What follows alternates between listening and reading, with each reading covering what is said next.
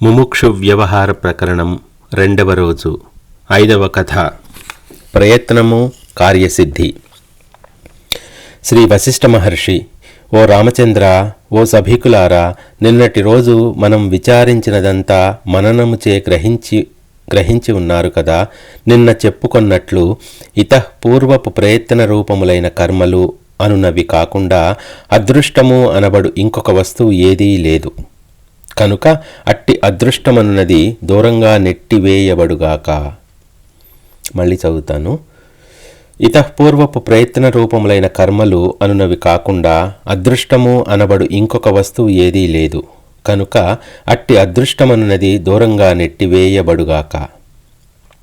మానవుడు సాధుసంఘం, సచ్ఛాస్త్రం, స్వవిచారణలను ఆశ్రయించి స్వప్రయత్నముల ద్వారా ఆత్మసముద్ధరణకు నడుం కట్టాలి అని గుర్తు చేస్తూ 2వ రోజు విచారణను ప్రారంభిస్తున్నాను.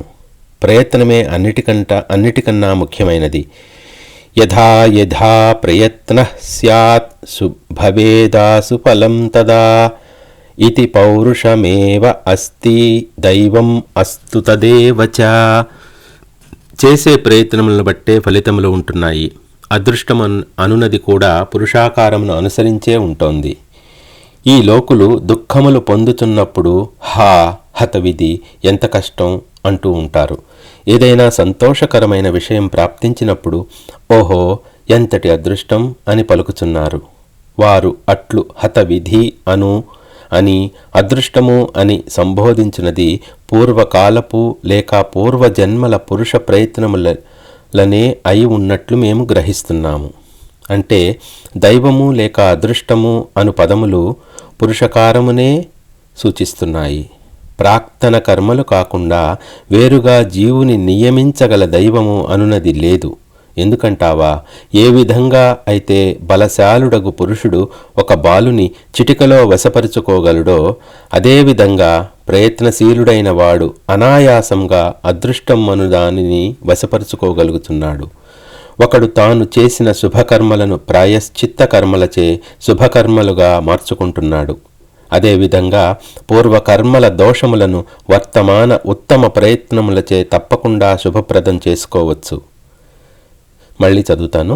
ఒకడు తాను చేసిన అశుభ కర్మలను ప్రాయశ్చిత్త కర్మలచే శుభములుగా మార్చుకుంటున్నాడు.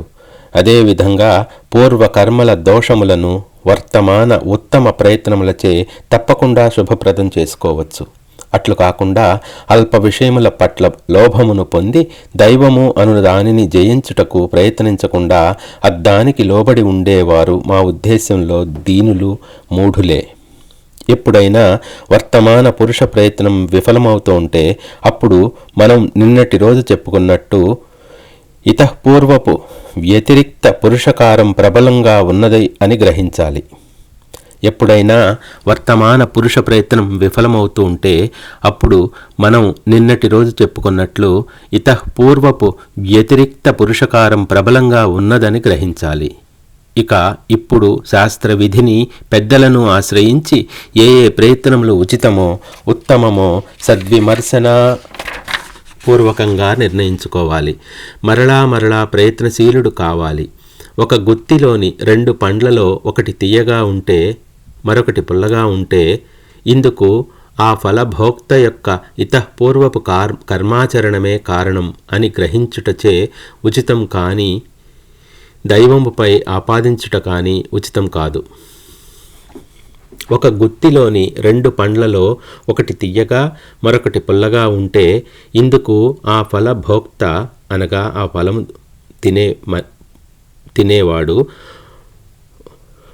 తినే వ్యక్తి యొక్క ఇతఃపూర్వపు కర్మాచరణమే కారణం అని గ్రహించుటచే ఉచితం కానీ దైవముపై ఆపాదించుట ఉచితం కాదు. ఎందుకంటే సర్వసాక్షి అకర్త అభోక్త అగు పరమాత్మకు కర్మదోషం ఎట్లా అంటగట్టగలం? సర్వసాక్షి అకర్త అభోక్త అగు పరమాత్మకు కర్మదోషం ఎలా అంటగట్టగలం? మహాప్రసిద్ధమగు పదార్థములు క్షయం పొందుతున్నప్పుడు కూడా ఇది క్షయకర్త యొక్క పురుషకారమే అని గ్రహించబడుగాక. ఈ జగత్తులోని ప్రతి అభివ్యక్తము వెనుక ప్రయత్నశీలత్వమే అంతర్లీనంగా ఉండి ఉన్నది. ప్రతి జీవుని యందు ప్రతి క్షణం ప్రాక్తన, ఆద్యతన, పురుషకారములు ఒకదానితో మరొకటి సంఘర్షణ పడుచుండగా అందులో అధికమైన బలము గలది గెలుస్తోంది. మళ్ళొక్కసారి, ప్రాక్తనము అనగా ఇతఃపూర్వం చేసి ఉన్న ప్రయత్నములు, ఆద్యతనము అనగా వర్తమాన ప్రయత్నములు. ఇతఃపూర్వము ప్రయత్నములు అనగా పూర్వజన్మలలో చేసిన efforts, past deeds, efforts made in the past life. ఆద్యతనము అనగా current deeds, present deeds and present efforts.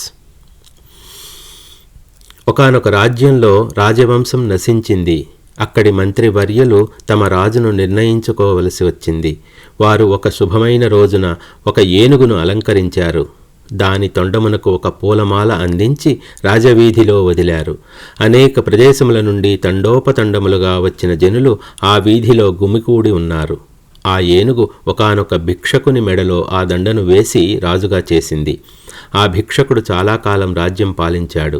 ఈ సంఘటనలో కూడా అంతా దైవమే చేశాడు అనటం భావ్యం కాదు. ఇందులో మంత్రుల యొక్క, పౌరుల యొక్క, ఏనుగు యొక్క, రాజశాసనము యొక్క ప్రయత్నశీలత్వము అట్టి సంఘటనకు కారణమైనది. వారి సమానాభిప్రాయ బుద్ధి అందుకు సంబంధించిన ప్రయత్నమే భిక్షకుని రాజుగా చేసింది. ఇక భిక్షకుడు అంతకు ముందు చేసియున్న ప్రయత్నములను మనం చూడలేం కనుక ఇది దైవం చేశాడు అనే పదయోగం చేయటం జరుగుతోంది. అంతేకాని ఈ సంఘటనలో దైవం ఎక్కడ పాల్గొన్నది? ఒకానొకడు ఏదైనా సాధించుటలో సమర్థుడు అగుచున్నప్పుడు అతని ప్రయత్నము దృష్టము కావచ్చు, లేక ఎదురుగా కంటికి కనబడకపోవుటచే అదృష్టము కావచ్చు. కానీ మరొకడు అట్టి సమర్థత వెనుక ఉన్న ప్రయత్నశీలత్వమును గమనించలేడు. కనుక ఇదంతా దైవమే అతనికి ప్రసాదించింది అని భావించి ఊరట చెందుచున్నాడు. అయితే అట్టి అభిప్రాయం జ్ఞానుల దృష్టిలో మూర్ఘమగు అభిప్రాయం మాత్రమే. ఈ ప్రపంచంలో మనకు ఒక సమర్థుడైన వ్యక్తి కంటే ఇంకా అధికమైన సమర్థత గల వ్యక్తి తారసపడుచున్నాడు. ఆ భేదం ఎక్కడి నుండి వస్తోంది?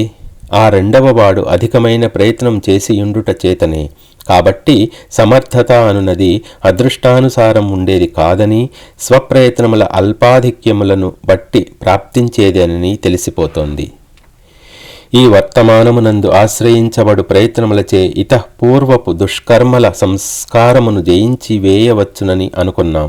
అయితే వర్తమానపు శుభ ప్రయత్నములను ఇతఃపూర్వపు అశుభ ప్రయత్నముల ఆకర్షణ ఓడించకుండా చూసుకోవాలి. ఉత్తమమగు లక్ష్యము నుండి చలించని వాడే విజయం పొందుచున్నాడు. ఎప్పుడైనా సరే ఈ ప్రాక్తన, వర్తమాన పురుషకారములు రెండింటిలో ఐహిక పురుషకారమే అధిక బలమైనదిగా భావించాలి. ఐహిక అనగా వర్తమాన పురుషకారం. ఈ ఐహిక పురుషకారం ఇప్పుడు మన చేతిలో ఉన్నది. ప్రయత్నం చేయుటచే నేను ప్రాక్తనమును జయించి వేయగలను అను నమ్మకం కలిగి ఉండాలి. తనపై, గురువుపై, శాస్త్రముపై విశ్వాసము, నమ్మకము కలిగి ఉండాలి. అయ్యో, నేనేమి చేయగలను? నేను ఒక స్వల్ప మానవుణ్ణి. ఇది ఇంతే. ఎవరో మహానుభావులే దీన్ని అధిగమించగలరు. మా వంటి మామూలు మనుష్యుల వలన ఏమవుతుంది? ఇటువంటి దౌర్బల్యమైన భావనలు కలిగియుండి అప్రయత్నశీలురై ఉండే వారికి ధిక్కారము అగుగాక. ఓ రాఘవేంద్ర, ఒక రైతును గమనించు. అతడు సంవత్సరమంతా కష్టపడి పండిస్తాడు. ఒక్కొక్కసారి ఒకరోజు వచ్చిన తుఫాను తాకిడికి చేతికి వచ్చిన పంట అంతా దెబ్బతింటుంది. అతడు కొద్ది క్షణాలు నిరుత్తుడవుతాడు. అయితే అట్టి నిరుత్సాహమునందే కృంగిపోయి ఊరుకుంటున్నాడా? లేదు. మరలా విత్తులు ఎక్కడా, నాగలి ఎక్కడా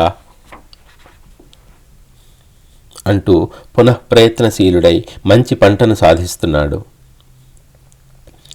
వర్షం యొక్క పురుషార్థము వలన దెబ్బతిన్న ఆ రైతు స్వకీయమైన పురుషార్థముచే తిరిగి పుంజుకుంటున్నాడు. ప్రతి జీవుడు ఇందలి పాఠం గ్రహించాలి. అధిక ప్రయత్నం చేసేవాడు విజయం తప్పక సాధిస్తాడు. అదేవిధంగా ఒక వ్యాపారస్తుడు కష్టపడి ఆర్జించిన విత్తమంతా నష్టపోయినప్పుడు కూడా ఏం చేస్తున్నాడు? తిరిగి ప్రయత్నించి లాభం ఆర్జించటానికి నడుం కట్టుచున్నాడు. అట్లు ప్రయత్నించుటయే ఉచితం. అట్లా కాకుండా దుఃఖించుచు కాలం గడపడం, ప్రయత్నములను త్యజించడం ఉచితం ఎట్లా అవుతాయి?